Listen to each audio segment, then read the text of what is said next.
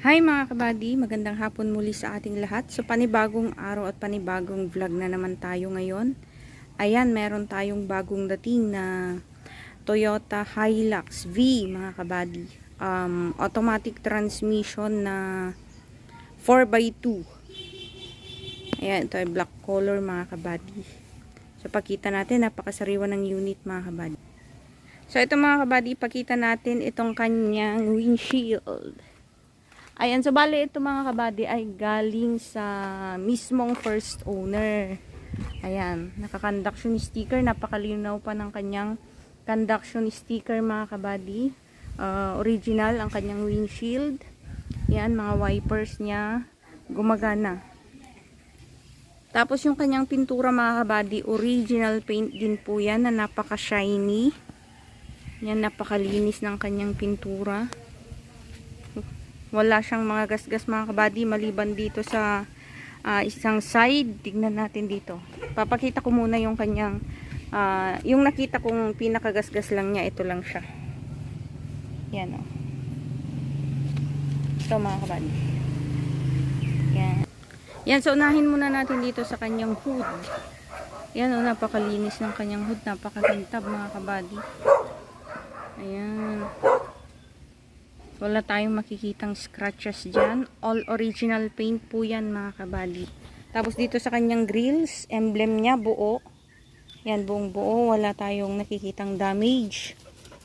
Maliban sa alikabok lang mga kabady. Meron siyang mga alikabok. Tapos sa plaka niya, buong buo din po yan. Yan, napakasariwa ng unit mga kabady. Grills, bumper, plaka dito sa harap. Napakasariwa mga kabady. Walang retouch.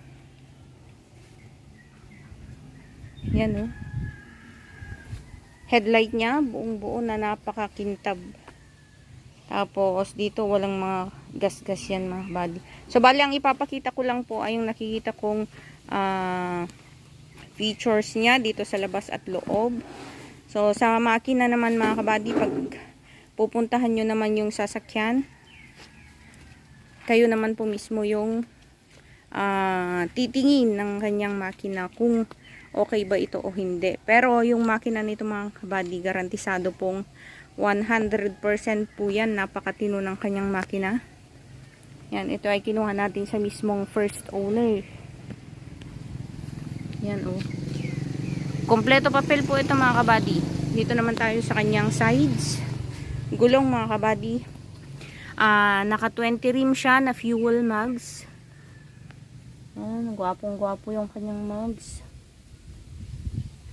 Na naka-toyo tires mga kabady. At ang kanyang gulong ay nasa 98-95% tread life mga kabady. Ayan, walang mga gasgas dito sa kanyang sides. Side mirrors, wala ding gasgas yan. Yun. Yan, papakita ko lang mga kabady yung kanyang exterior muna. Gulong niya sa likod, same, nasa 98% to 95%. 20 rim fuel mugs na Toyo tires mga kabady. Good as new po yung ating Hilux. Yan o. Salamin, all original po yan mga kabady. Dito tayo sa yan, tail light niya, buong buo po yan, walang damage. Napakaayos niya. Hilux, emblems niya dito sa likod, buong buo din yan na napakakikintab pa mga kabady yan. Hilux V na 4x2 mga kabady. Conquest. Plaka niya sa likod, napakaayos din. Walang lukot yan mga kabady. Rear bumper niya, wala din tayong nakikitang scratches or any damages dyan mga kabady. Oh. Yun. Kargadora niya, napakaayos din. Walang mga gas-gas. So hindi pa to kinakargahan mga kabady, napakaayos pa niya. Oh. Conduction sticker sa likod, buong buo din na napakaayos. Bagong bago. So, original yung kanyang salamin sa likod. Taillight. Conquest, mga kabady. Dito sa kabila, gulong niya mga kabady, same din. Pare-pareho siya. Check na natin yung kanyang reserbang gulong. So, yung kanyang reserbang gulong mga kabady, bagong-bago pa. Ito yung gulong pa niya sa pagkalabas. Yan, wala din tayong nakikitang gasgas dito. Maliban lang dito mga kabady. Yan, ito lang yung gasgas niya. Pero siguro pag pinaffing ito, matatanggal po yan. Ito lang dalawa mga kabady. Ito lang. Yan, tapos ito. Yan lang yung nakikita kong light scratches lang yan mga kabady. Side mirror. Ayan o. Pakaganda din. Buong buo mga kabady. Yan, gulong niya sa harap. Pareho din. So, naka-rain gutters na rin po siya. Yan o. Naka-rain gutter. Yan. Ayan. So, nilagyan lang natin ng padoble yung kanyang matting. Pero naka-original Hilux matting po yan mga kabady. Yan. At ang kanyang harapan. Napakalinis. Yan o. Wala man lang tayong nakikitang scratches. Yan o. Mamaya na pala yan mga kabady. So yan. Yung kanyang upuan na pina-customize na yata nila to mga kabady. Yan o. Leather seat cover na customize na po. Ayan. Pakatino. Napakaayos. Apakanya. Walang mga gasgas. Mating carpet niya. Yan, napakalinis. Sides, wala din tayong nakikitang mga gasgas maliban sa alikabok lang mga kabady. Alikabok lang po yan. Napakaganda rin. Leather niya, buong buo pa. And napaka-detailed pa niya. Yan.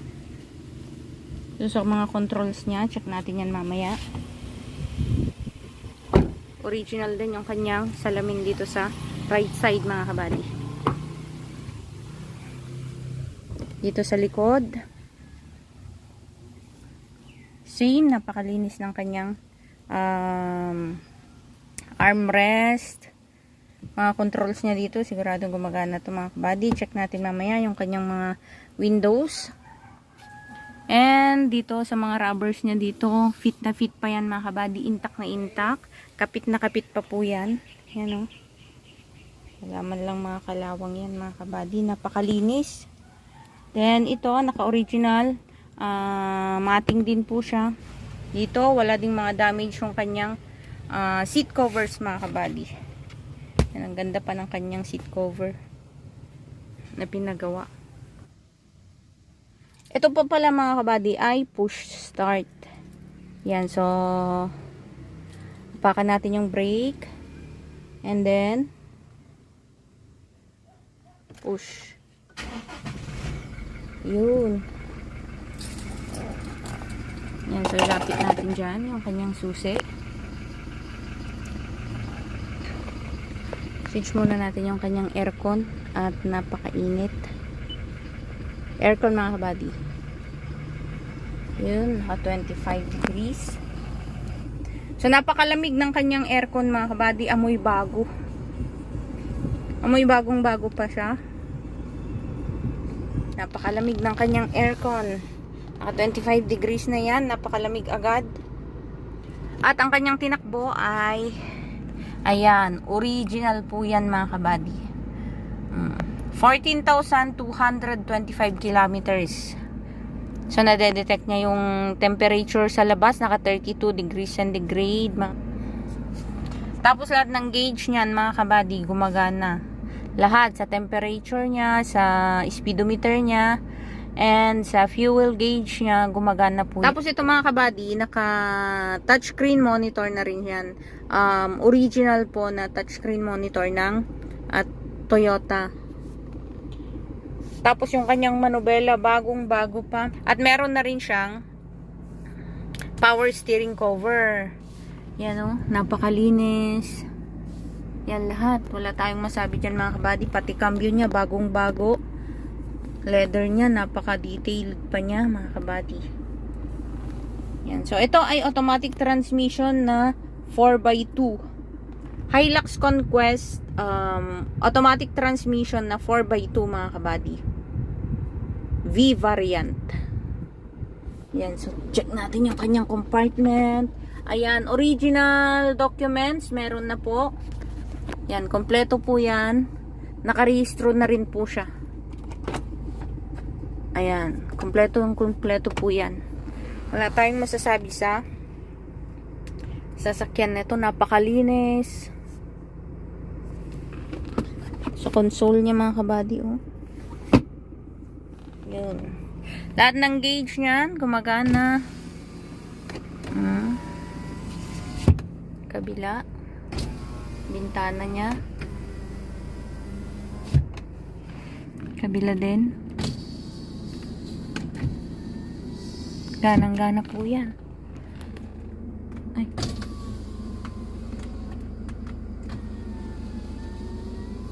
Yan. Tapos yung mga lights niya, gumagana po lahat. May ilaw niya dito sa likod. Kita natin makina mga kabady. Mga ilaw niya mga kabady, napakatingkad. Ayan, so ito mga kabady, Hilux V, kusa na po siyang tumataas pag binuksan natin yung kanyang hood.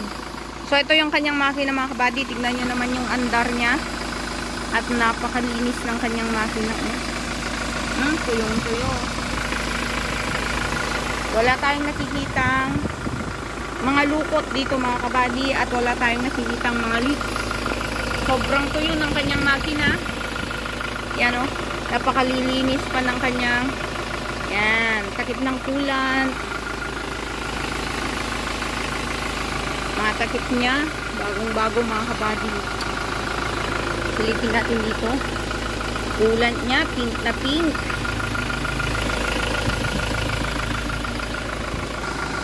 So, yan. Ito po ang makina niya mga kabady 2.4.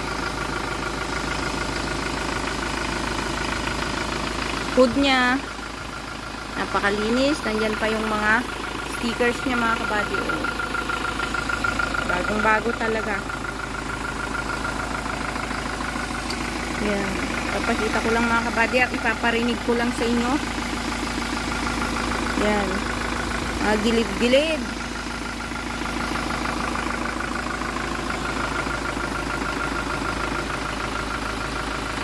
So yun mga kabady. Sara na natin. Sara natin mga kabady. Yun.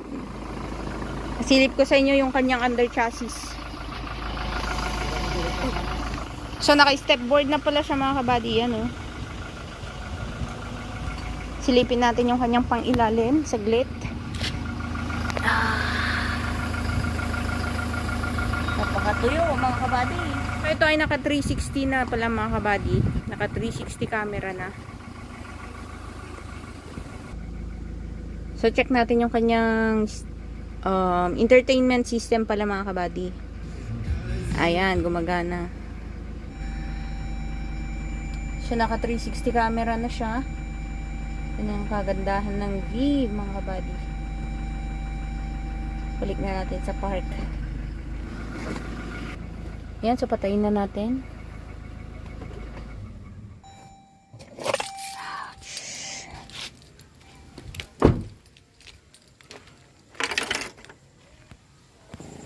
So ito pala mga kabady, Hilux V Conquest na automatic transmission 4x2. 2.4 diesel engine mga kabady. Ayan, ito acquired natin ito sa mismong first owner. Tapos nakarehistro na siya, kompleto na yung kanyang mga papel mga kabady. Ito binebenta lang natin mga kabady sa halagang 1.280. Yan. 1,280,000 mga kabady. Pwede siyang cash, pwedeng financing. Yan, napakaayos ng unit, nakamags na rin. Gwapong-gwapo ng unit mga kabady. So baka naghahanap kayo ng ganitong uri ng sasakyan mga kabady. Ilalagay po namin yung aming contact number dito sa baba ng ating video para madali nyo po kaming kontakin in case na gusto nyo mag-inquire dito sa ating sasakyan mga kabady. So yun lang mga kabady, magandang hapon muli sa ating lahat. God bless po.